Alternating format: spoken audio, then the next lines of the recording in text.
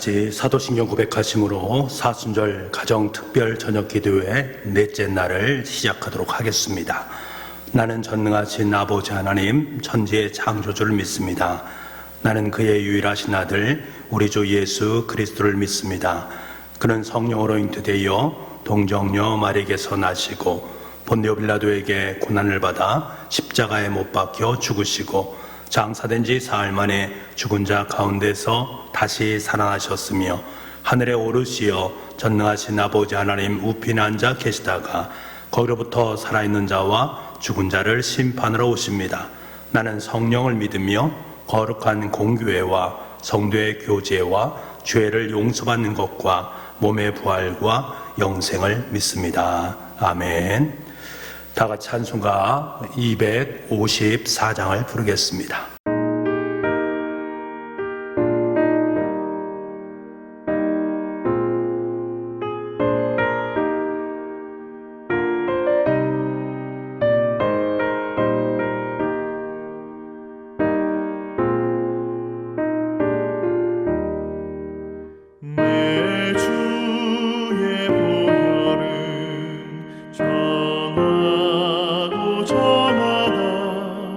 내 죄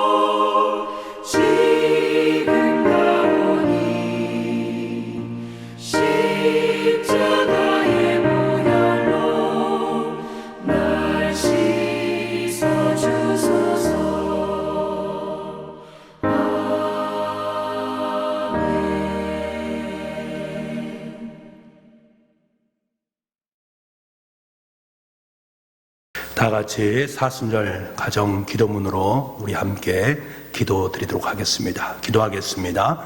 사랑의 하나님 아버지, 죄로 말미암아 죽었던 우리를 위해 독생자 예수 그리스도를 이 땅에 보내주시고 갈보리 십자가를 지게 하심으로 우리를 구원하여 주시니 감사드립니다. 이 시간 주님께서 흘리신 보혈을 의지하여 갈보리 십자가 앞으로 나아가는 은혜의 시간이 되게 하여 주옵소서. 하나님의 마음을 깊이 묵상하며 겸손히 하나님을 만나게 하시어 온 성도의 심령이 더욱 정결하게 하여 주옵소서. 사순절 가정 특별 기도회 동안 헛된 욕심을 버리게 하시고 마음이 새롭게 되어 하늘의 소망을 바라보게 하여 주옵소서. 주님의 고난에 함께 참여할 수 있는 믿음을 주시고 우리의 십자가를 지고 예수님을 따르게 하여 주옵소서. 하나님의 크신 은혜를 먼저 입은 자로서 그 은혜를 알지 못하는 자들에게 나아가 전하고 나눌 수 있게 하여 주시옵소서. 그리하여 날마다 주의 백성들이 더해지는 은혜와 역사가 있게 하여 주시옵소서. 영혼의 양식으로 우리를 먹이실 목사님 위에 갑절의 영감을 더하여 주시옵소서. 선포되는 말씀이 우리의 마음판에 새겨지게 하시고 오직 예수님의 십자가만을 자랑하게 하여 주시옵소서. 구원이요 소망이신 예수 그리스도의 이름으로 기도드립니다. 아멘. 오늘 우리에게 허락하신 하나님의 말씀은 마태복음 18장 21절에서 22절까지의 말씀입니다. 신약성경 30쪽에 있습니다.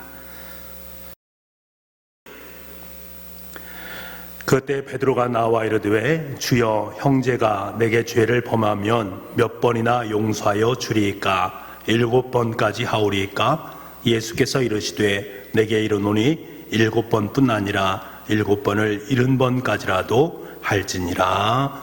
아멘. 예수님께서 자신을 낮추시는, 스스로 자신을 겸비하게 하시는 가장 강력하게 보여주신 그 장면이 있습니다. 그 장면은 바로 세족식입니다. 세족식을 통해서 제자들에게 섬김의 본이 어떠한가, 너희도 섬김의 삶을 살아가야 된다라는 것을 말씀하십니다. 그렇다면 예수님께서 자신을 낮추시는 세족식을 통해서 결론적으로 말씀하기 원하셨던 것이 무엇일까? 바로 용서에 대한 문제였습니다. 발을 지키시는 것은 낮아짐, 곧 겸비의 표현입니다. 이것이 삶으로 드러나게 되는 것, 그것이 바로 용서입니다. 내가 주님의 겸비한 마음, 겸손한 마음을 내 마음에 품었다라고 말하는 것은 내 삶에 결론적으로 드러나게 되는 것은 용서로 드러나게 되어진다. 내 마음속에 주님의 마음이 임하게 되면 나는 겸손한 마음이 품을 뿐만 아니라 용서의 사람으로 세워지게 된다라는 말씀입니다. 마태복음 18장 21절 말씀에 이렇게 말씀하십니다. 그때 베드로가 나와 이르되 주여, 형제가 내게 죄를 범하면 몇 번이나 용서하여 주리이까? 7번까지 하오리이까? 여러분, 사람들이 일반적으로 하는 질문의 방식입니다. 몇 번까지 해야 됩니까? 예수님께서 용서에 대한 말씀을 들려주시기 위해서 그 말씀을 들을 때에 과연 몇 번까지 용서하는 것이 합당한 것입니까? 라고 베드로가 먼저 물은 것입니다. 구체적인 횟수를 강조하고 있습니다. 이에 반해서 주님께서는 구체적으로 횟수를 또한 제시를 해주시는데 7번뿐만 아니라 7번을 70번까지라도 라고 말씀하시면서 숫자로는 490번 정도를 용서해야 된다라는 말씀을 하고 있습니다. 이 말씀은 용서의 횟수를 의미하는 것이 아닙니다. 그저 용서하라, 용서하는 삶을 살아가야 됨을 말씀하시고자 한 것입니다.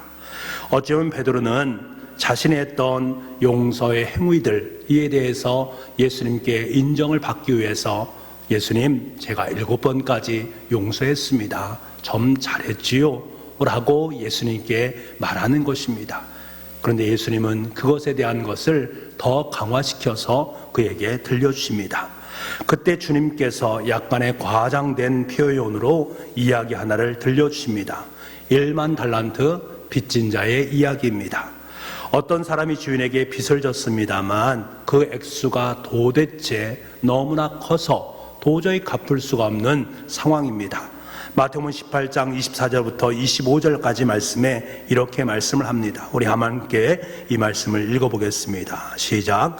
결산할 때에 10,000달란트 빚진 자 하나를 데려오매 갚을 것이 없는지라 주인이 명하여 그 몸과 아내와 자식들과 모든 소유를 다 팔아 갚게 하라 하니. 아멘. 여러분, 1달란트 당시의 돈으로 환산하면 약 6,000데나리온 정도가 해당되는 큰 돈입니다.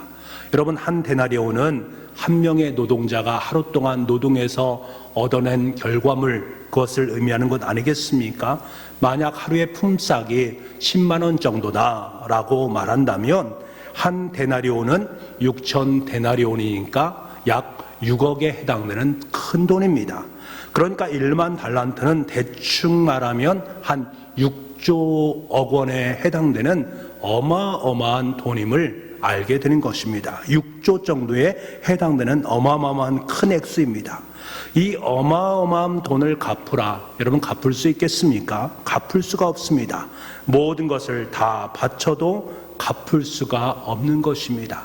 자신의 모든 것을 그곳에 다 투자한일지라도 갚을 수 없는 돈, 여러분, 그것이 바로 종말을 의미하는 것이고 그것이 바로 지옥을 말하는 것 아니겠습니까? 여러분, 지옥의 현상은 무엇입니까? 갚아도 끝이 없는 것입니다. 갚을 수도 없는 상태를 의미합니다. 어떤 틈도 없는, 희망이 전혀 없는 상태, 그 상태가 바로 종말의 상태요 지옥의 상태라고 말을 할 수가 있습니다. 지금 주님께서는 이 말씀을 하시면서 우리에게 그 사람이 10,000달란트의 빚을 졌다, 지옥의 인생이다, 이것을 말씀하기 위함입니까? 아닙니다. 주님께서 우리에게 말씀하시고자 하는 것은 지옥에 대한 것을 말씀하기 위한 것이 아니라 천국, 하나님 나라에 대하기 위해서 말씀하기 위함입니다. 이것을 비유로 말씀하고자 하는 거예요. 그 시작 구절을 함께 읽어보면 마태복음 18장 23절 말씀에 이렇게 시작됩니다. 그러므로 천국은 그 종들과 결산하려 하던 어떤 임금과 같으니 라고 말씀하십니다. 여러분, 천국은 도무지 갚을 길이 없는 자가 아무런 조건이 없이 탕감을 받는 곳입니다. 전적인 은혜만 있는 곳이 바로 천국이란 말씀입니다. 우리의 행위로 인한 것이 아닙니다. 오로지 하나님의 긍휼하심으로 말미암아 그곳에 천국이 임하게 되는 것입니다. 마태복음 18장 27절 말씀에 뭐라고 말씀하십니까?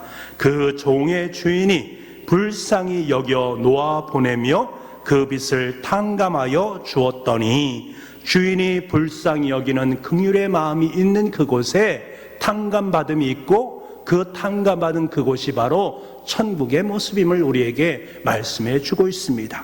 여러분, 불쌍히 여김이 모든 이유입니다. 그를 긍휼히 여기는 것입니다. 이것이 바로 주님의 마음입니다. 주님께서 우리를 바라보시는 그 마음이 바로 이 긍휼을 하심입니다. 이 마음이 있는 그곳, 그 마음 속에 속한 그곳이 바로 하나님의 나라 천국입니다.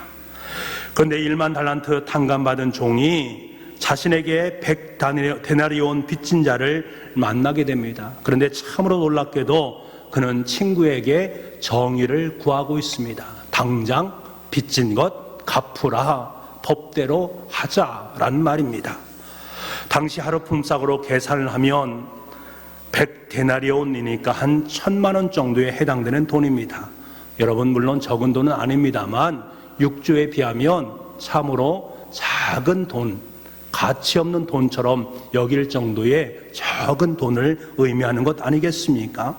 더욱이 그 동료는 뭐라고 말합니까? 조금만 기다려달라, 내가 갚겠다라고 간청하지 않았습니까? 그럼에도 불구하고 법대로 처리하여서 그를 감옥에 집어넣게 됩니다. 마태복음 18장 29절에서 30절 말씀입니다. 그 동료가 엎드려 간구하여 이르되 나에게 참아주소서 갚으리이다 하되 허락하지 아니하고 이에 가서 그가 빚을 갚도록 옥에 가두거늘. 여러분, 이 종에게는 그 탕감받은 것 같은 주님의 마음이 전혀 없습니다. 주님의 긍휼의 마음도 없고 주님께서 여기시는 불쌍한 마음도 그에게 없습니다. 그 순간 그의 마음은 그가 처한 그곳은 지옥이 되는 것입니다. 법대로 자칭 정의대로 행하는 그곳은 지옥과도 다름없는 그러한 곳이 되어버립니다. 그런데 여러분 보세요. 그 지옥과 같은 상황은 곧바로 누구에게 임하게 됩니다. 그 종에게 임하게 되어 있습니다. 그가 만난 지옥의 상태는 한마디로 법대로입니다. 마태복음 18장 32절에서 34절 말씀, 우리 함께 이 말씀을 읽어보도록 하겠습니다. 같이 읽겠습니다. 시작. 이에 주인이 그를 불러다가 말하되 악한 종아, 내가 빌기에 내가 내 빚을 전부 탕감하여 주었거늘 내가 너를 불쌍히 여김과 같이 너도 내 동료를 불쌍히 여김이 마땅하지 아니하냐 하고 주인이 노하여 그 빚을 다 갚도록 그를 옥졸들에게 넘기니라.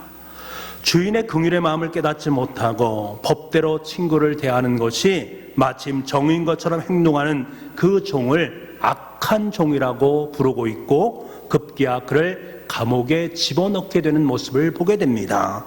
긍휼이 변해서 지옥 형벌이 되는 모습을 보게 됩니다. 여러분, 천국이 변해서 지옥이 되는 현장을 우리는 만나게 되는 것입니다. 사랑하는 성도 여러분, 우리는 법대로 살아가는 존재가 아닙니다. 우리는 은혜로 살아가는 존재입니다.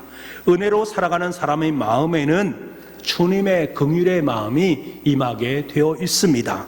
타인을 향한 아픈 마음이 있습니다. 그 아픈 마음이 변해서 그것이 용서로 드러나게 됩니다. 여러분, 분명히 그 종이 1만 달란트 탕감받는 것 도대체 아무것도 할 수 없는 것 아니겠습니까? 어찌 그것을 다 갚을 수 있겠습니까? 그것을 그는 공짜로 탕감을 받았다면 이제 그가 취할 수 있는 것은 무엇이겠습니까? 100데나리온 빚진 동료를 탕감하거나 아니면 갚을 때까지 그를 기다려주는 그 마음 아니겠습니까? 하지만 그에게는 전혀 그러한 마음이 없습니다. 여러분, 이제 쉽게 답이 보이지 않습니까? 이 세상이 왜 그렇게 시끄럽고 힘들어지는 것 왜 그렇겠습니까? 이 세상이 참 힘든 건 아니겠습니까? 그 힘든 이유가 무엇이겠습니까? 우리가 받은 무조건적인 은혜를 망각하며 살아가기 때문입니다. 우리의 실존은 철저한 죄인이요, 진노의 자녀요, 세상 권세를 따라가는 지옥의 전사들입니다. 그런 우리의 모습을 너무나도 안타깝게 여기신 예수님께서는 1만 달란트의 그 빚을 십자가의 보혈로 깨끗이 다 갚아주셨습니다. 1만 달란트, 우리는 도저히 불가불가한 그것을 주님께서는 자신의 십자가로 안으시고 대신 우리의 삶의 자리 속에 은혜라는 아름다운 천국의 인생으로 우리의 삶을 변화시켜 주셨다라는 거예요. 우리는 죄인이 아닙니다. 우리는 그로 말미암아 하나님의 자녀가 되었고 세상 권세를 따라가는 존재가 아니라 하나님 나라를 살아가는 존재가 되었고 지옥의 전사들이 아니라 주님의 제자로 이 땅을 살아갈 수 있게 되었습니다. 1만 달란트라는 십자가의 보혈이 우리의 삶 속에 임했기 때문에 그렇습니다. 자, 이것이 바로 무조건적인 십자가의 은혜입니다. 이 은혜를 덧입은 사람은 100데나리온의 빚진 자 앞에서 그를 위로하고 그를 격려하고 도와줄 수 있는 긍휼의 마음을 품어야 합니다. 이것이 바로 용서의 마음입니다. 저와 여러분의 삶 가운데 주님께서 원하시는 마음은 바로 이 긍휼의 마음, 용서의 마음입니다. 주님께서 그러한 삶을 살았듯이 우리 또한 그러한 삶을 살길 원하시는 주님의 뜻하심이 있습니다. 그러므로 사순절 기간을 통해서 우리가 회복해야 하는 것은 다른 것이 아니라 바로 주님의 긍휼의 마음, 용서인 줄 믿습니다. 이것이 하나님의 은혜에 대한 우리의 진정한 대답이요, 우리의 진정한 삶의 내용인 줄 믿습니다. 오늘도 우리의 삶의 자리 속에 용서하지 못할 그 부분이 있다면 다시 한번 그것을 떠올려 보시고 주님의 십자가에 그 모든 것을 다 놓으시고 그곳에서부터 참된 자유함을 누릴 수 있는, 그래서 이 땅 속에서 용서의 사람으로 이 땅의 삶을 살아가는 저와 여러분 사순절 절기가 될 수 있기를 간절히 소망합니다. 우리 함께 기도하는 시간을 갖겠습니다. 우리 조용히 묵상을 하시면서 함께 기도하기를 원합니다. 오늘은 기도하기 전에 내가 용서하지 못하는 사람이 없는지를 한번 잘 생각해 보시기 바랍니다. 그리고 그분을 용서할 수 있는 마음을 품게 해달라고 십자가의 보혈을 생각하면서 성령님의 도우심을 구할 수 있는 이 시간 될 수 있기를 원합니다. 그 마음으로 이렇게 기도할 수 있기를 원합니다. 첫 번째 기도는 우리는 아무런 대가 없이 일만 달란트를 용서받은 주님의 자녀입니다. 이 사실을 날마다 기억하며 살아갈 수 있는 우리가 될 수 있도록 주님 도와주옵소서. 주님의 십자가의 보혈을 기억하면서 우리 또한 100데나리온을 빚진 이들을 용서하며 살아가는 용서의 성도의 삶이 될 수 있도록 은총 덧입혀 주옵소서. 그러한 삶을 살 수 있도록 성령님 강한 힘과 능력을 우리의 삶 속에 허락하여 주옵소서. 사순절 절기에 십자가의 보혈의 그 용서하심을 다시 한번 기억할 수 있는 우리가 될 수 있도록 주님 도와주옵소서. 코로나19로 고통받는 분들, 수가 애쓰는 모든 분들을 위해서 이 시간에 간절한 마음으로 함께 기도하기를 원합니다. 음악에 맞춰서 우리 함께 기도하도록 하겠습니다.